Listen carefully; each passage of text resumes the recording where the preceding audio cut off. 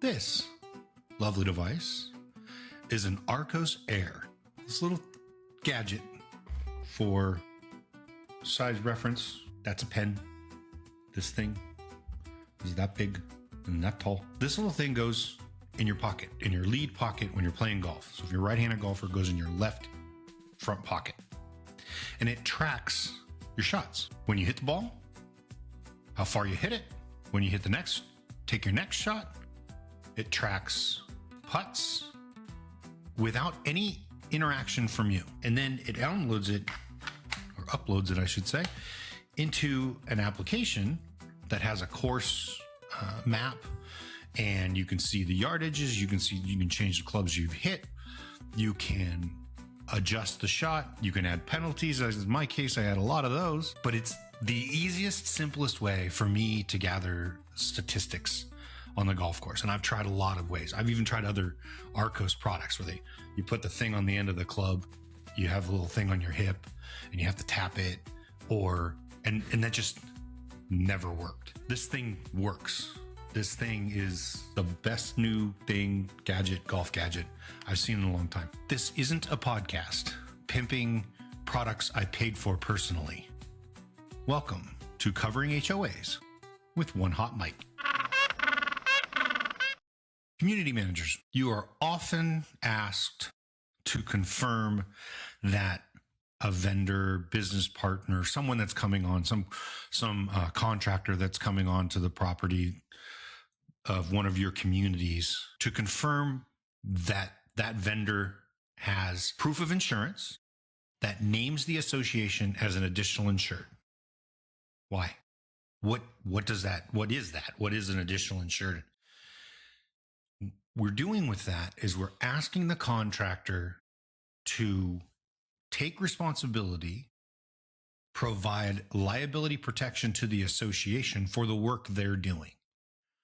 And that contractor needs to talk to their insurance company and obtain an additional insured endorsement. The contractor does this because the contract says they will indemnify, that is, they will take care of legal fees that were directed at the association if there's a lawsuit. The contractor is the one doing the work. The contractor is the one that has been contracted to do this job, not the association.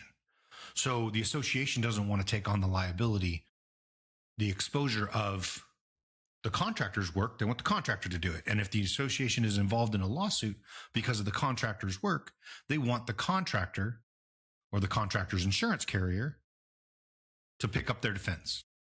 Makes sense. That's what we're doing with an additional insured. We are transferring the liability of the contractor's work to the contractor for the work or the space, the common area that they're working on. Without it, the association could potentially be exposed to their own liability if something goes wrong.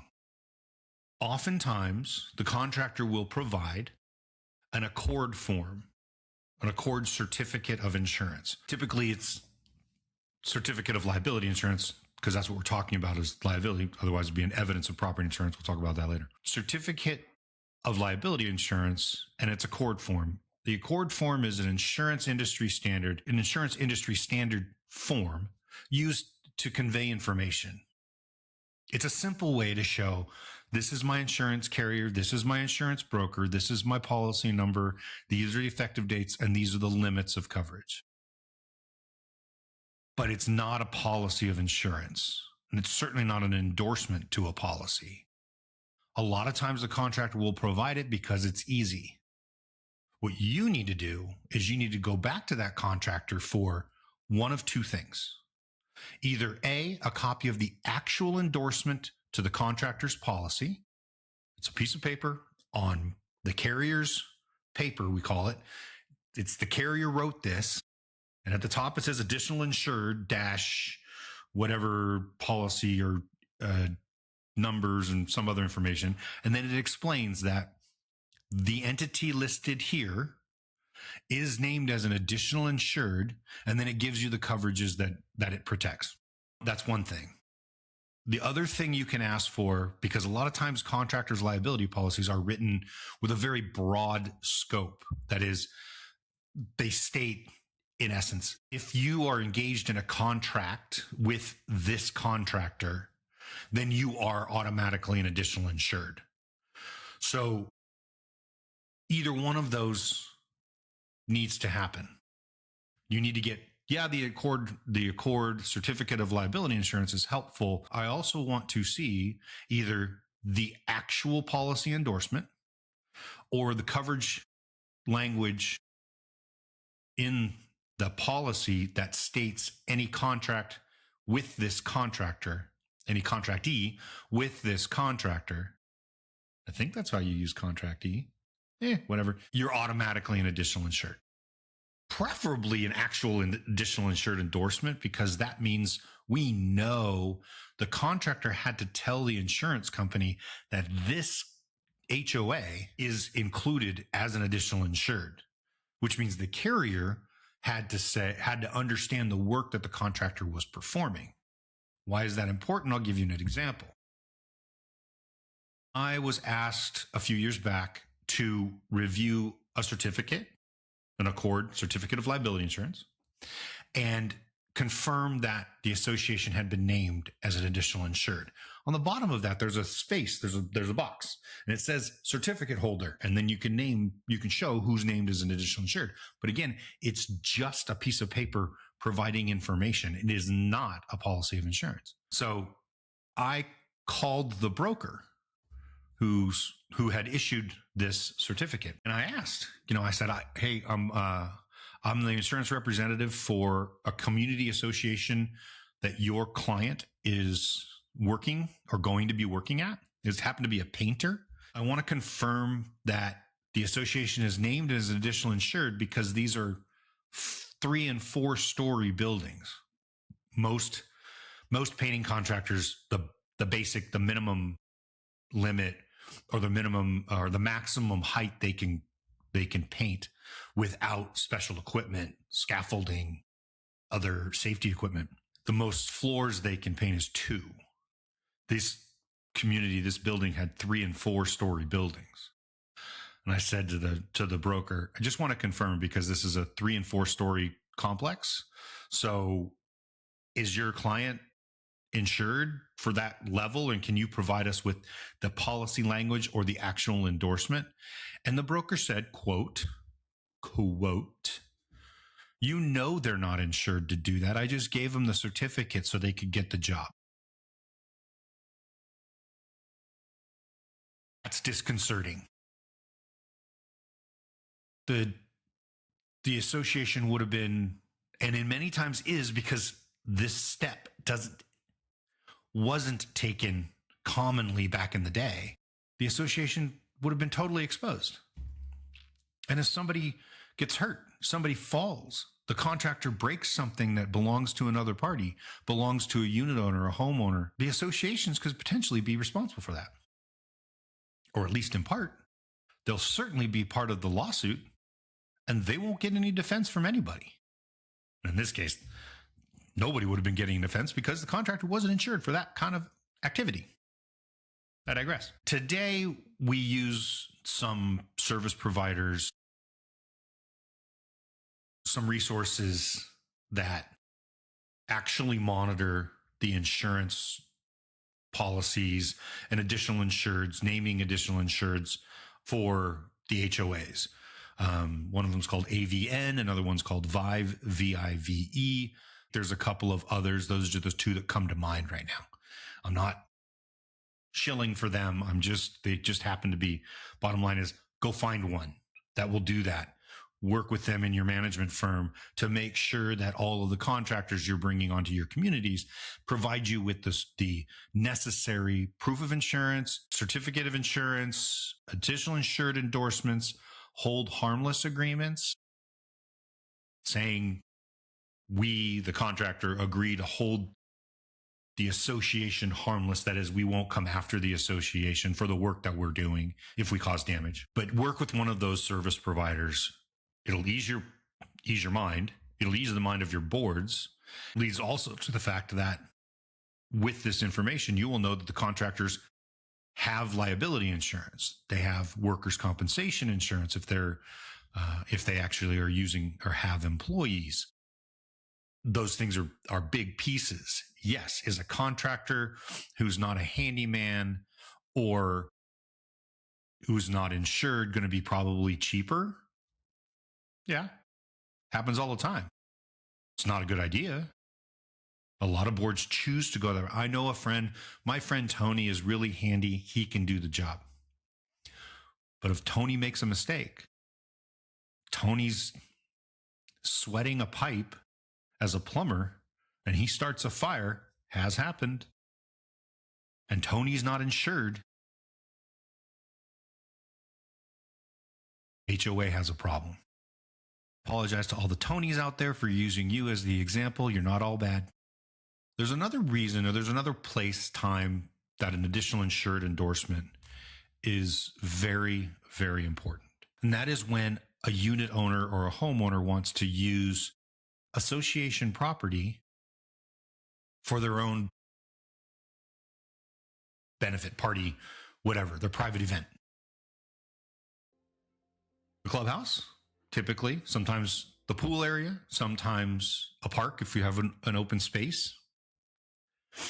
If that is being used by one person in a community, then the rest of the community doesn't need to be exposed to the liability this one person and one event brings into the community. So we get the association named as an additional insured on an insurance policy from the homeowner or from the unit owner. So we have the association named as an additional insured on a policy from the unit owner or the homeowner, the member who's taking over the space.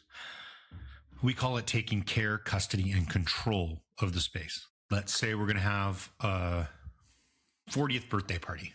We know there's going to be people there that are not unit or association members. We also can reasonably assume, unless we have a totally dry group, we can reasonably assume that alcohol is going to be a part of this event. And if somebody decides, somebody is overserved and does something that exposes the liability of the community, we don't want the community to have to address that liability exposure. We want the unit owner, the homeowner, the member's insurance carrier to address it, just like we did with contractors.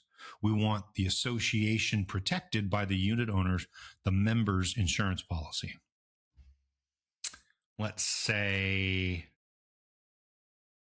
we start doing keg stands.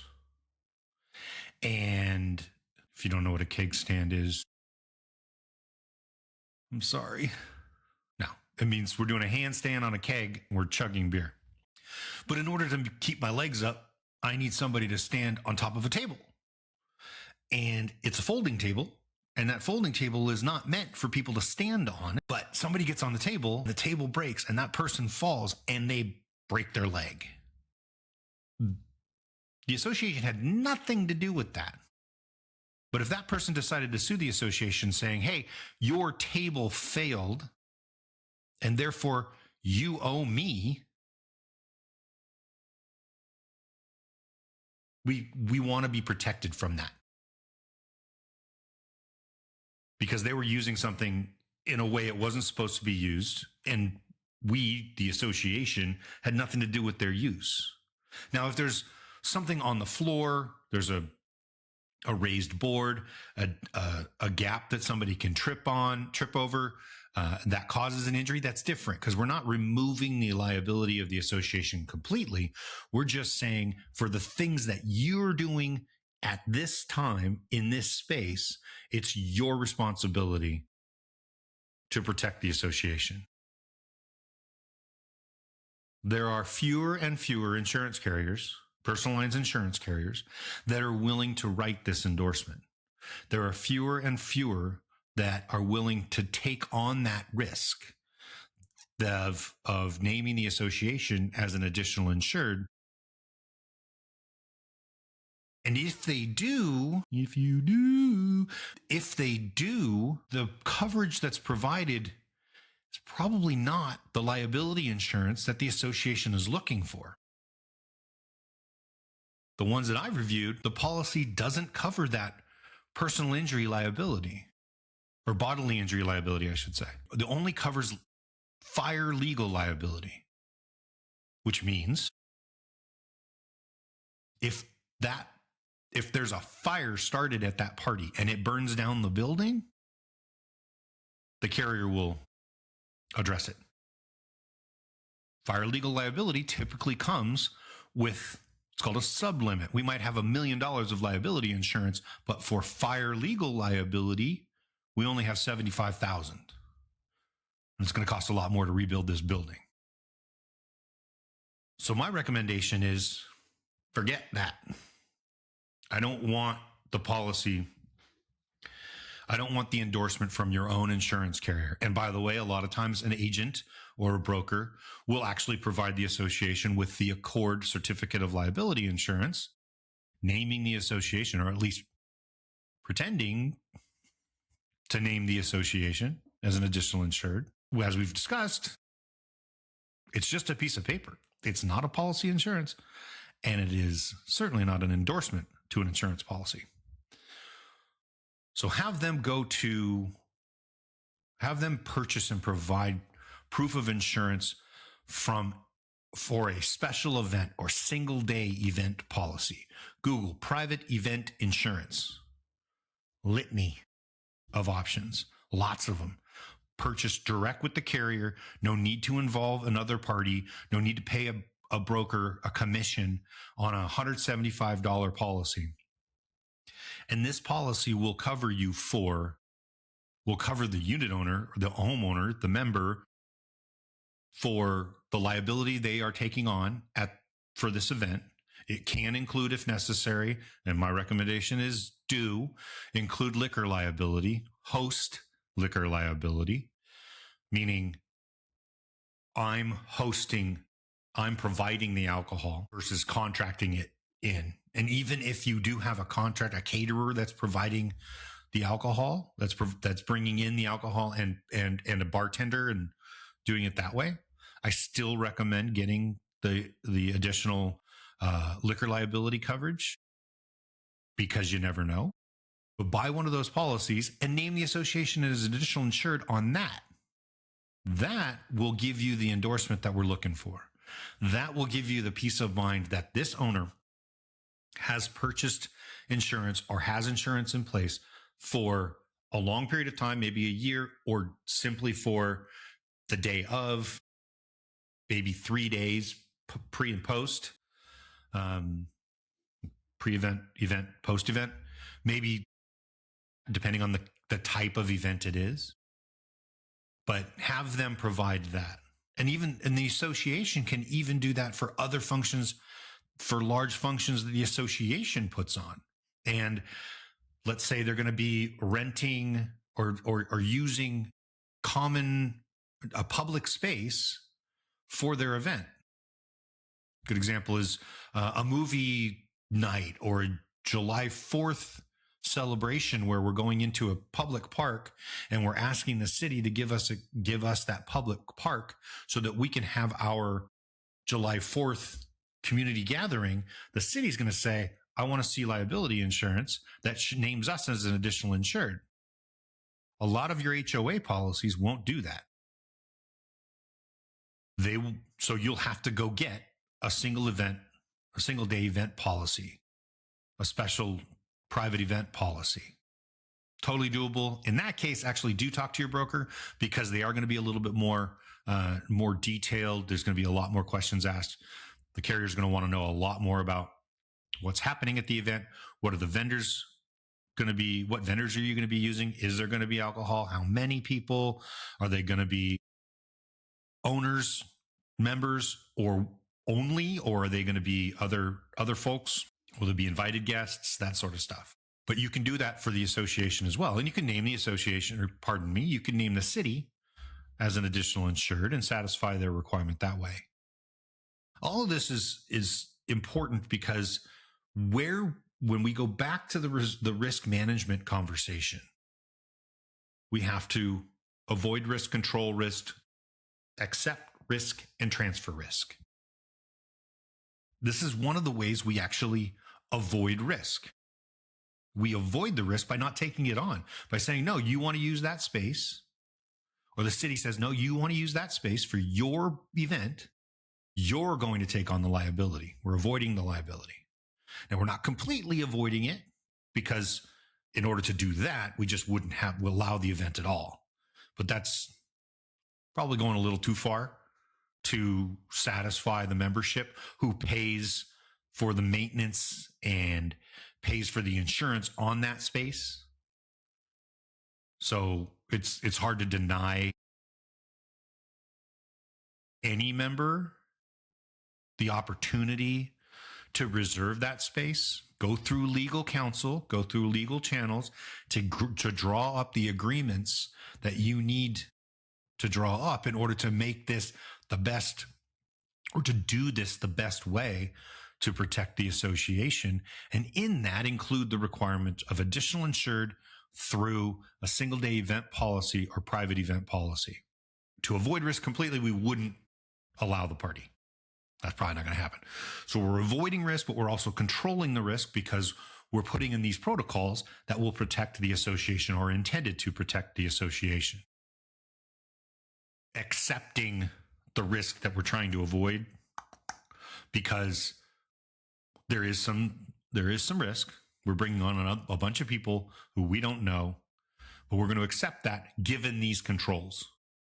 And we're transferring that responsibility, that insurance responsibility, to the party that's taking over the space, that's using the space for their benefit. We have 99, if we have 100 homes and one person is using the space, 99 other people shouldn't have a problem. I'll let you sing the song. When you're getting the additional insured endorsement or additional insured certificate, make sure you get that, you take that extra step to confirm there is actually an additional insured endorsed to the policy, whether through actual endorsement or policy language, so that you can be reasonably assured that the association is protected. So before we wrap up, make sure you like, follow, subscribe, so we can keep doing what we're doing and enjoying what we're enjoying. Enjoying what we're enjoying. Yeah, I'll take it. Enjoying what we're enjoying. This gives me joy. I got a note from a friend of mine recently. He just happened to come across a little quote, a post, and he shared it with me, and I'm going to share it with you. This is by James Clear, who's an author. He says, here are some unexpected forms of generosity. Being early can be a form of generosity.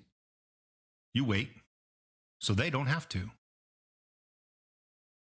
I said this to our support staff team recently, but I said it in a different way.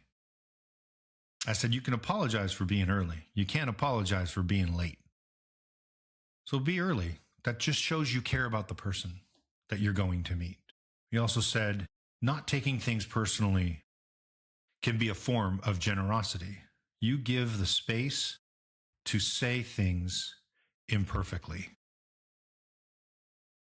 Let someone say what they want to say, accept their words as their own, and give them that space, give them the grace.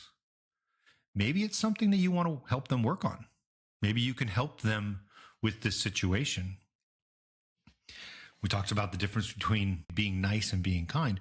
This may be an opportunity for you to really be kind and help this person, because maybe the next time they come across this and they say what they said that probably would have been offensive to most people, they think twice and they don't say it, or they say it in a different way that will help them. And I heard this recently and it's stuck with me because it's just a gem of a piece of advice. A man was asked, how do you deal with people? And he said, I accept people for who they are, and I put them in my life where they belong. I am the CEO of my life. I hire, promote, and terminate accordingly. Wow. Thank you. Not everybody belongs in your life forever. Not everybody belongs in your life at all. People are in your life for a reason, a season, or a lifetime. Decide who those people are. Don't be dismissive, but some people don't lift you up. Hold on to the ones who lift you up. Lift them up. Return the favor. Give them grace. That's the way our relationships stay strong and we stay happy. So thanks for sitting down and chatting with me. Circle back the next time for covering HOAs with one hot mic.